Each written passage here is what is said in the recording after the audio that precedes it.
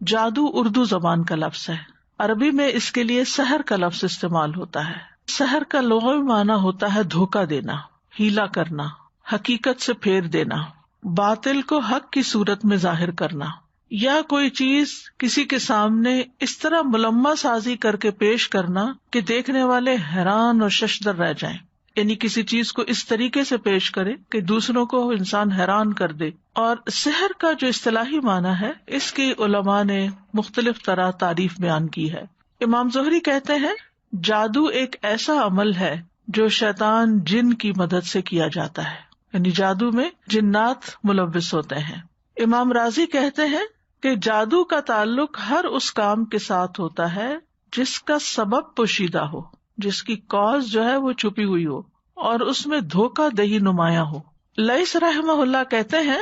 جادو اس عمل کا نام ہے جس میں پہلے شیطان سے قرب حاصل کیا جاتا ہے، یعنی شیطان کو خوش کیا جاتا ہے، اور پھر اس سے مدد لی جاتی ہے، یعنی اس سے کام لیا جاتا ہے، اس سے کچھ کام کروائے جاتے ہیں جادو کے سلسلے میں۔ اور یہ قرب کیسے حاصل ہوتا ہے؟ قبیح گناہ کر کے، برے برے گناہ کر کے۔ کبھی یہ بول کر کیے جاتے ہیں جیسے شرکیہ الفاظ والے دم، کبھی شیطان کی تعریف کے کلمات ہوتے ہیں جس سے وہ خوش ہوتا ہے۔ اب آپ سوچئے کہ اگر کوئی شیطان کی تعریف کر رہا ہے تو وہ کتنا بڑا گناہ ہے اور اللہ تعالیٰ کو ناراض کرنے والا کام ہے۔ اور کبھی کوئی ایسا عمل کر کے کہ جس سے جن کو اپنے کنٹرول میں کیا جائے۔ اسی طرح کچھ اعمال بھی شرکیہ ہوتے ہیں جن کی وجہ سے جنات کو قابو کیا جاتا ہے، جیسے ستاروں کی عبادت یا کسی حرام کام کو لازم کر لینا۔ اور اس کے علاوہ جتنے بھی نافرمانیوں کے کام ہیں، اللہ کو ناراض کرنے والے کام اور شیطان کو خوش کرنے والے کام، یہ سارے ایسے ہوتے ہیں کہ جن سے عموماً جنات کا قرب حاصل کیا جاتا ہے، شیطان کا قرب حاصل کیا جاتا ہے،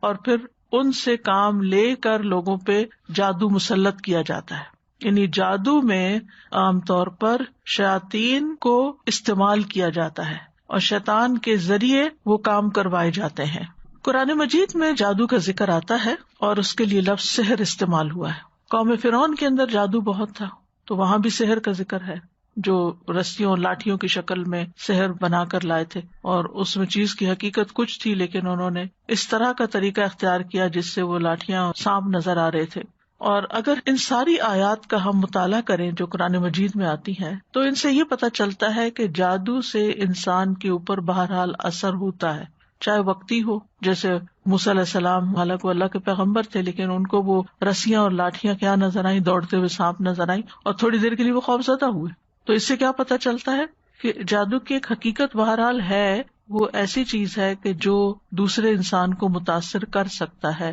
چاہے وقتی طور پر ہو یا پھر لانگ ٹرم ہو، چاہے روحانی طور پر ہو یا جسمانی طور پر۔ اس سے دوسروں کو خوفزدہ بھی کیا جا سکتا ہے، پریشان کیا جا سکتا ہے، میاں بیوی کے درمیان محبت یا نفرت پیدا کی جا سکتی ہے، لیکن ہوتا یہ سب کچھ اللہ کے اذن سے ہے۔ جیسے باقی چیزیں اللہ کے اذن سے اثر کر جاتی ہیں، مثلاً آپ کسی کو ایک تھپڑ لگاتے ہیں تو اس کو چوٹ لگتی ہے تو اس کو درد ہوتا ہے، تو اسی طرح بعض الفاظ جو ہیں وہ ہرٹ کرتے ہیں۔ عام طور پر بھی جب کوئی کسی کو گالی دے یا کوئی برا بھلا کہے یا تانا دے یا کوئی کسی کا مذاق اڑائے تو اس کے اثرات سامنے والے شخص پر آتے ہیں۔ تو اسی طرح جو جادو کے کلمات ہوتے ہیں مختلف طرح کے، وہ انسان کے نفسیات پر اثر انداز ہوتے ہیں اور بعض اوقات روح سے پھر جسم کی طرف بھی منتقل ہو جاتے ہیں۔ بعض لوگ اس کا انکار کرتے ہیں، یعنی جادو کے اثرات کا انکار کرتے ہیں، حالانکہ اس کے وجود اور تاثیر کی تائید قرآن مجید سے ہوتی ہے۔ اور یہ یاد رکھیے کہ اسلام جادو کے عملیات کروانے کو سختی سے منع کرتا ہے، یعنی قرآن و سنت میں اس کی ممانعت آئی ہے، اور ایسا کچھ کام کرنے کو کفر قرار دیا گیا ہے، یعنی جادو کو کفر قرار دیا گیا ہے، کبیرہ گناہ قرار دیا گیا ہے۔ اس لیے کوئی بھی ایسا عمل نہیں کرنا چاہیے جو جادو کی نوعیت سے ہو، کیونکہ وہ ایک کفری عمل ہوگا، کبیرہ گناہ ہوگا، اس پر پکڑ ہوگی۔ تو آج اس سلسلے میں جس آیت کو ہم نے منتخب کیا ہے جس میں ان باتوں کی مزید وضاحت ہوتی ہے وہ سورۃ البقرہ کی آیت نمبر 102 ہے۔ ارشاد باری تعالیٰ ہے، اور انہوں نے پیروی کی اس کی جو سلیمان علیہ السلام کی سلطنت میں شیاطین پڑھا کرتے تھے، اور سلیمان نے کفر نہیں کیا بلکہ شیطانوں نے ہی کفر کیا، وہ لوگوں کو جادو سکھاتے تھے۔ اور اس کے پیچھے لگ گئے جو بابل میں 2 فرشتوں ہاروت اور ماروت پر اتارا گیا تھا، اور وہ دونوں کسی کو کچھ نہیں سکھاتے تھے جب تک یہ نہ کہہ دیتے کہ ہم تو صرف آزمائش ہے،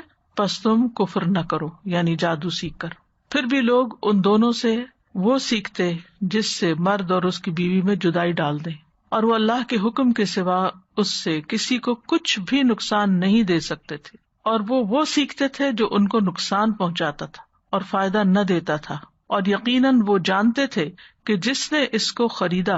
اس کا آخرت میں کچھ حصہ نہیں بنتا، اور البتہ کتنا برا تھا جس کے بدلے انہوں نے اپنی جانوں کو بیچ ڈالا، کاش وہ جانتے ہوتے۔ سلیمان علیہ السلام کو اللہ تعالیٰ نے بہت عالی شان سلطنت سے نوازا ہوا تھا، ان کی بہت بڑی حکومت تھی، بہت بڑی بادشاہت تھی۔ وہ واحد ایسے پیغمبر ہیں جن کی حکومت صرف انسانوں پر نہیں بلکہ جنوں پر بھی تھی، پرندوں پر، ہواؤں پر اور دیگر مخلوقات پر بھی تھی۔ یہ تمام چیزیں آپ کے تابع کر دی گئی تھی، اور یہ بہت ان یوزول تھا کیونکہ اس سے پہلے کسی انسان کے تابع یہ سب کچھ نہیں تھا۔ تو ظاہر ہے کہ جو دیکھنے والے تھے وہ حیران ہوتے تھے کہ یہ کس طرح ہو رہا ہے، اور یہ سب کچھ اللہ کے اذن سے ہو رہا تھا، اللہ نے ان کو یہ ملکن کبیرہ عطا کی تھی۔ جب وہ فوت ہوئے تو لوگوں نے یہ مشہور کر دیا کہ سلیمان علیہ السلام جادوگر تھے، اور جادو کے زور سے یہ سب کام کرتے تھے، ان کا جادو سب پر چلتا تھا۔ آپ صلی اللہ علیہ وسلم کے دور میں بھی یہودیوں کا یہی خیال تھا، تو اس کی تردید میں یہ آیات نازل ہوئی